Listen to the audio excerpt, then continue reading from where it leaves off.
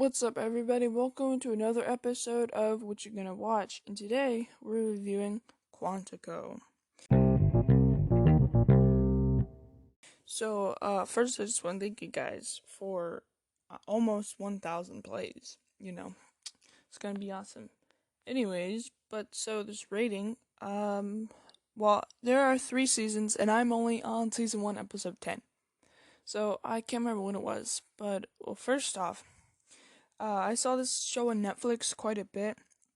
Well, I saw it on Netflix once, and as soon as I saw it, of course I watched the preview, and then, I can't remember why, because I don't know why, but I don't really like watching shows that are in another language and that do a voiceover, because it's really easy to tell that the lips aren't saying what they're actually saying, and it's just, I don't know, so that's what I remember, but I guess not. But anyways, I put it in my list to watch later, and it's been in there for quite a while, because every time I go to look at the items in my list, it's been there.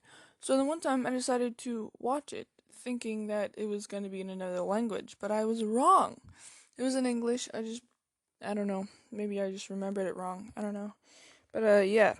So I think whenever I started watching it, I binge watched it a little for as long as I could. Anyways, I didn't get too far. So yeah, and then I ended up getting to episode 10. But so far, as I've seen, I would give this a rating of a 10 out of 10 for sure. Um, so there are these FBI, well, they're not FBI agents yet. They're going in there for more training to become FBI agents. They're going to Quantico, which is where I think most of I don't know exactly. Yeah. But either way, um, there was Alex Parrish, Ryan Booth, Shelby Wyatt, Namora Amin, I don't know, Caleb Haas, and those were the main ones right there. Oh, I don't know how to pronounce her name, but Namaya Amin, I don't know, but she had a twin sister, and cause I'm in, I don't know if it's real or just in the show or not, but twins are a big asset to a team like that or something, because they can easily switch out of places, and no one will notice, and they could easily give information within 5 seconds. One will be like, oh, I gotta go to the bathroom, and then they'll switch, and as they're switching, the person who is out there will give her the information that she learned, so the other twin can go out there and not look suspicious, you know asking the wrong questions, or forgetting something that the person told him 2 seconds ago. you know yeah. Anyways, Ryan Booth was actually sent to spy on Agent Parrish. Agent Parrish. Is apparently, I think his name is Liam. He thought that she was a danger to everyone or something, because she knew things, I guess, or something. I don't know. So he decided to have Special Agent Ryan Booth redo the thing, so he could spy on her. But a lot of things, doing certain events, every once in a while someone would point out oh, it's like you've done this before. I was like, it's because he has done it before, but eventually they make a stupid mistake by Miranda. She's the head of this thing, right? And so they were learning, I don't know, it's things about cameras always running, you can get anything on cameras, whatever, I don't know. So they did a project where, because before they had to, do things on each other, write down the things they hate the most, or not the things they hate the most, their weaknesses. They had to write down their weaknesses, right? And then it got posted up on a board, and no one was supposed to see each other's weakness, what anyone else wrote about their weakness, but no, they printed it out and they put it on a wall, you know? So, yeah, that created some tension and some not so good things, right? And then Miranda decided to have them spy on her, for that either for the 24 hours or for the day or something like that. And while doing that, Alex Parrish and Ryan Booth were together. Also, um, they sort of were together before they even got there because they were on a plane. They met on the plane, they talked, and then did some things in a car, and they talked after that, and and then they ended up going to the same place, which I don't know if they knew they were going to the same place or not, but yeah. Anyways, um, so Ryan was underneath Miranda's house, putting up like cameras and microphones on stuff, which he was allowed to. That was the project they were doing, and that is whenever Liam walked in. Liam O'Connor. That was his last name. Anyways, he walked in and he talked to Miranda's son, and I think he saw someone outside, and then he went to go check, and he was talking to Booth, and and then he said things about it, and then Booth was like, "Oh, you really need to shut up." And then he kept talking. He's like, "You seriously need to shut up." And then he ended up saying the thing like, and then O'Connor said something like, "I've told you your job on spying on her is done," something like that. And then he was like, "Oh, well, you just outed yourself to her," because she was in a van hearing the audio, and so she heard everything. So, yeah, it's pretty interesting, But that's not the most interesting part. So, this is sort of a show that takes place in the future and the past. So, I mean, present and the future. So, in the present, all of them are, going through the academy, right? In the future, I don't know how long it was, like maybe 6 months in the future, something like that, or I don't know how long.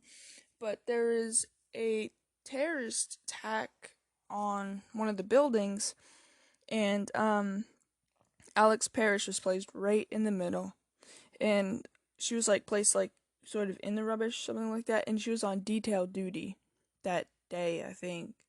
And so whenever like everyone got there, um also she was the only survival in like a 200, either 100, 250 something mile radius.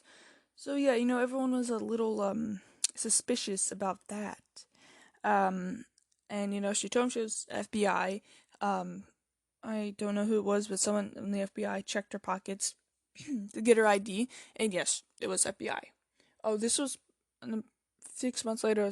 They've also graduated, so they're not in the trainee group anymore, I think. Anyways, but yeah, she goes back to the base, or not the base. I don't know, some police station, I think. I don't know. And then he tells her that he thinks that the bomb was done by one of her classmates, and so she has to figure out who. Uh, and so she like talks a little bit, like saying, I think she says like, "Oh, I don't think these people could have done it," something like that, or she goes around. Oh no, she says like exactly what happened that day, and then I can't remember his name. The person who like checked his ID and all that stuff, checked her ID and all that stuff. He got a note and he put it in his coffee cup, and I think he went to throw the note away or something, but it landed on the floor. And like maybe 5 seconds later, she looked at it, and it said, "Keep stalling." So so she figured out that they thought that she was guilty of doing that, and so she had to, stay. Right, but she was not guilty. So, of course, everyone thinks she does it. Also, Ryan Booth in the future was shot, and, he was in the emergency room or something like that. So they were waiting for him to wake up to identify her as the person who shot him, so that way, they could put her in jail and stuff. And, of course, she's, all like, oh, they're going after me instead of the real terrorist, so, yeah.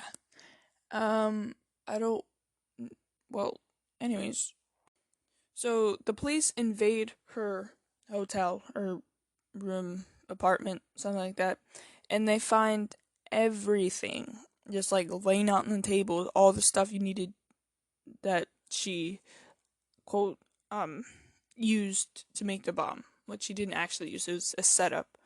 So yeah, and as she was going, she opened up a cabinet, which was like maybe like an inch thick wall of drywall, something like that, that led to the other apartment. So she broke it, and she went to the other apartment, which is when she found a bomb wire on the floor, which gave a lot of clues and a lot of evidence and stuff like that.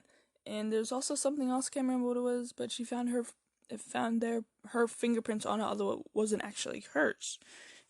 Also, you might be saying, well, she probably just picked it up with her hands, that's why. Nope, she wrapped it in a thing, and she never even touched it. So yeah, it's pretty interesting. But yeah, if this seems like something you want to watch, it's available on quite a bit of platforms, Netflix, YouTube, iTunes, Google Play Movies and TV, Apple TV, Vudu, and Amazon Prime Video. So yeah. Anyways, and now it's time for the show description. This drama from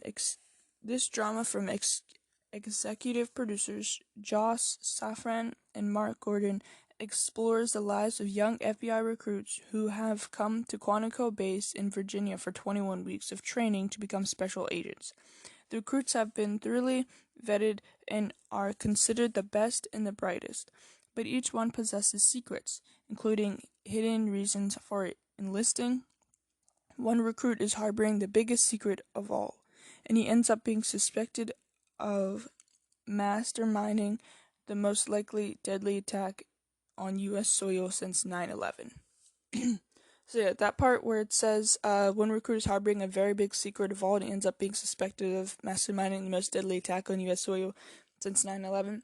I don't think I've gotten that far, because the only person who is suspicious of doing the bomb attack was Alex Parrish, and so maybe, I don't know, I think that just gave a big hint in saying that it was a guy who did it and not a girl. I don't know, but yeah, if you guys want to watch it, I highly suggest it. Now, if you guys have any questions or show suggestions, then leave a voice message, and we'll review it on the next episode. And now, just the normal announcements at the end. Sponsors from 99 cents, $4.99, or $9.99 a month. You can help me upgrade this podcast and make it even better. Yes, yeah. And yeah, I think that's it. If you want to check out the website at wgwcast.wordpress.com, it'd be great. You could get some merch while you're at it, and I will see you in the next episode.